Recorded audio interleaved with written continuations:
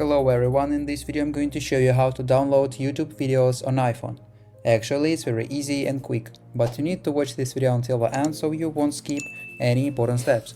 So first of all, you need to open your YouTube application on your mobile, and then you need to open any video you want to download. So after that, under subscribe button and under the channel button, you will see different options. You need to scroll to the left this list of options and then find download button. Here it is, then click on the download. So after that, you will see different qualities. You need to choose one of them, so it can be high or medium or other quality if you see that.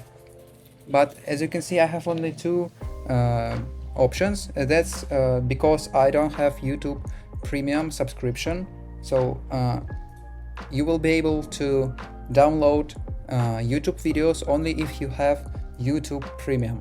So you can also click on the try it for free and try a free version of this subscription, or actually subscribe to this subscription.